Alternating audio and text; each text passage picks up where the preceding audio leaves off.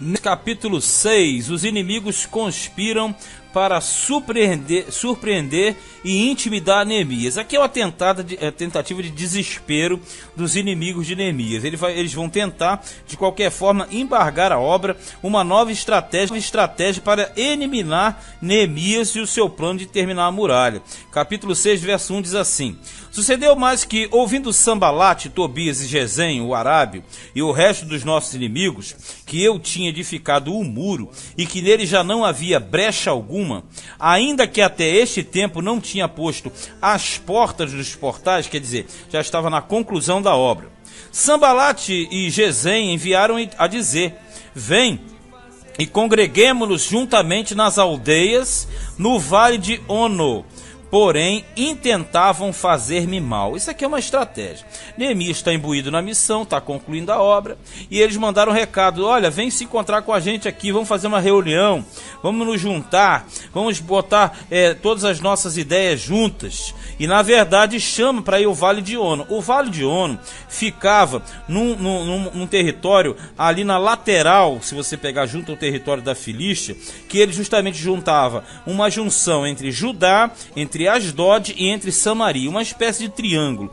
Ficava a 40 quilômetros a noroeste de Jerusalém, e era uma armadilha. Eles queriam que Neemias parasse a obra, fosse até ali, porque com certeza se ele fosse ali, eles matariam Neemias. 3. E enviei-lhes mensageiros a dizer: estou fazendo uma grande obra, de modo que não poderei descer. Porque cessaria esta obra enquanto eu a deixasse e fosse ter convosco? Tipo, eu estou fazendo uma obra de Deus, eu não posso deixar essa obra para ir bater papo com vocês aí. 4. E da mesma maneira enviaram a mim 4 vezes, e da mesma maneira lhe respondi, quer dizer, são insistentes.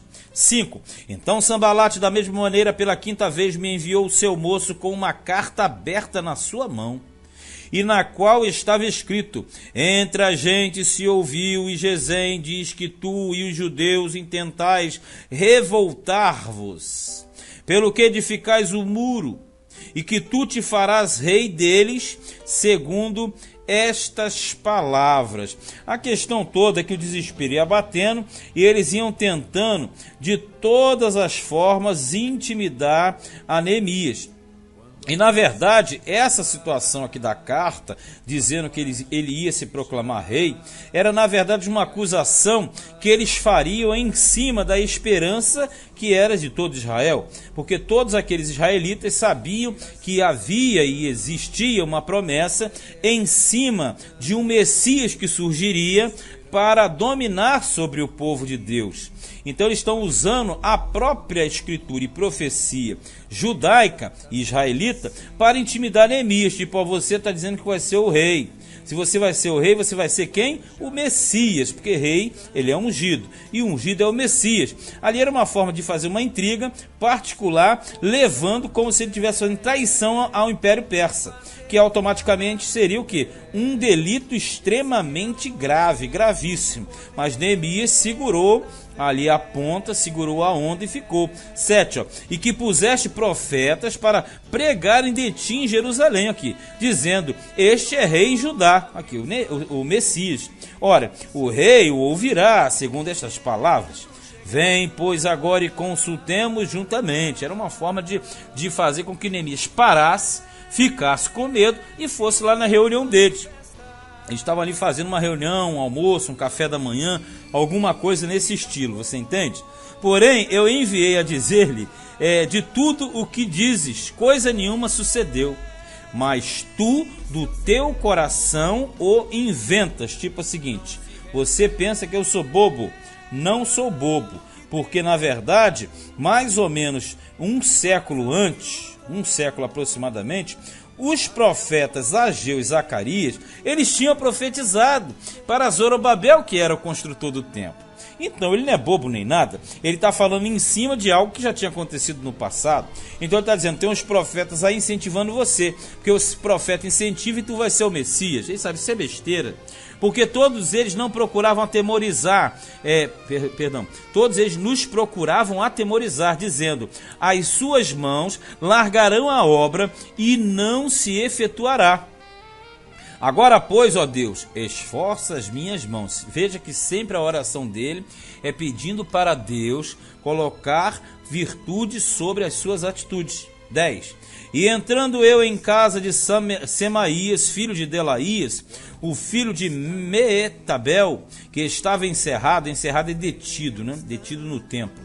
Disse ele: vamos juntamente à casa de Deus, ao meio do templo, e fechemos as portas do templo. Outro camarada embutido aqui, incubado. Porque virão matar-te. Sim, de noite virão matar-te. O cara está detido, já boa coisa não é. Porque só ficava detido no templo aquele que estava devendo alguma questão. Veja bem. Então, na verdade, aqui ele tenta, veja que a influência de Sambalate, Tobias, Gesem dos estrangeiros era tão grande, estava dentro do templo. Então, dentro do povo judeu tinha traidor, dentro do templo tinha traidor, e todos queriam pegar Neemias de jeito. Falou: vamos lá no templo bater um papo. Ele falou: o quê? Aqui no 11. Porém eu disse: um homem como eu fugiria? E quem há como eu que entre no templo e viva? De maneira nenhuma entrarei. Porque ele sabia que o mal estava no templo. Porque no templo estava a mistura da linhagem sacerdotal com o Sambalate, Tobias e Gesem. Então ele está falando assim: eu vou entrar nada? Tu acha que eu sou bobo? Vou entrar nisso aí. Um homem como eu não vai entrar e sair vivo daí, rapaz. 11. Porém eu disse: um homem como eu. 12, perdão. E conheci que eis que não era Deus que o enviara. Mas essa profecia falou contra mim, porquanto Tobias e Sambalate o subornaram. Então veja que o povo de Deus estava totalmente corrompido e envolvido com essas artimanhas. E Neemias, que não é bobo nem nada, ele percebia. 13. Para isso subornaram, para me atemorizar, e para que eu assim fizesse e pecasse, para que tivesse alguma causa a fim de me infamarem e assim me vituperarem, quer dizer, me envergonharem. Ele está dizendo: olha, estão fazendo um jeito que se eu paro de fazer a obra e caio na cilada deles, eu vou pecar contra o meu Deus. Que nada, eu não vou fazer isso. 14. Lembra-te, meu Deus, de Tobias e de Sambalate, conforme estas suas obras, e também da profetisa Noadias e dos mais profetas que procuram atemorizar-me. Quer dizer, eram os Sambalate, Tobias, Gesem, eram os judeus, eram os sacerdotes, eram os profetas, as profetisas, uma turma enorme. E Neemias, em momento algum, ele retrocedeu. Ele colocou mais força ainda. Tanto é quando ele fala no 9 assim: esforça as minhas mãos, quer dizer, colocar mais empenho ainda fora do comum. E é aí quando eles não conseguem, no 15 diz: e acabou-se, pois, o muro aos 25 de Elul, em 52 dias. Elul, para nós, cai entre agosto e setembro. E a reconstrução das muralhas, você percebeu, em 52 dias foi concluída. Possivelmente o quê? Em 444, quer dizer, no mesmo ano que ele chegou. No mesmo ano que ele chegou, fez aquilo tudo e em 52 dias concluiu a muralha. Claro que esse período aqui é muito rápido, é muito breve. Nós vamos colocar primeiro o objetivo de Deus, a força de Neemias e o plano executado. Mas acima de tudo nós devemos perceber que essa reconstrução das muralhas, debaixo da ordem da liderança de Neemias, fez com que essa muralha ela fosse diminuída.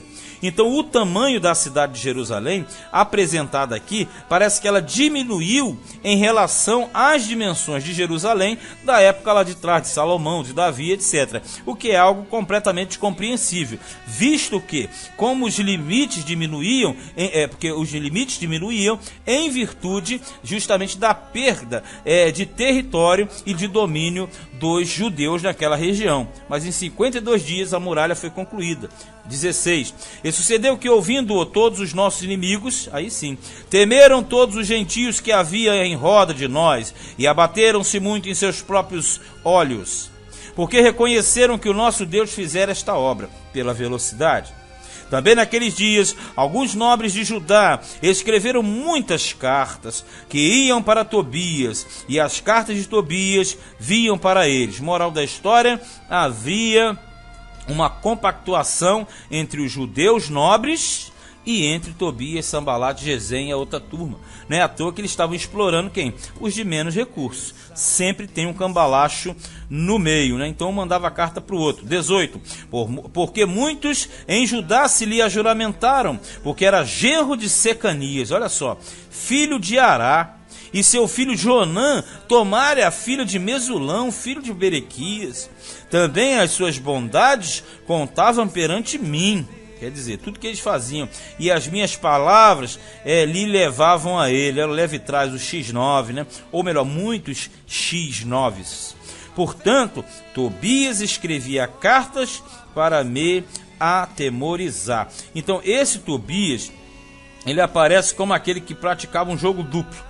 Vai lá, vem cá. Por um lado, tinha boas relações familiares e comerciais com alguns da família, as famílias importantes. Já por outro lado, participava do plano contra Neemias. Por quê? Não era interessante Neemias. Neemias era um problema para eles. Eles queriam eliminar Neemias, porque aí o sistema ficava livre e com a ajuda dos próprios judeus, aí eles partiam para a galera, faziam tudo o que bem queriam. A grande aplicação, e você já deve ter percebido, você que é uma pessoa inteligente, você percebe que isso aqui mostra que sempre no meio do próprio povo de Deus existem traidores, existem interesseiros, existem avarentos, existem mercenários, mas uma coisa é certa, sempre aquele que está pela direção de Deus não pode dar ouvido a essas coisas. É o caso de Neemias. Ele em momento algum deu ouvido e por isso prevaleceu, porque o Senhor era com ele. Esse foi Neemias, capítulo de número 6.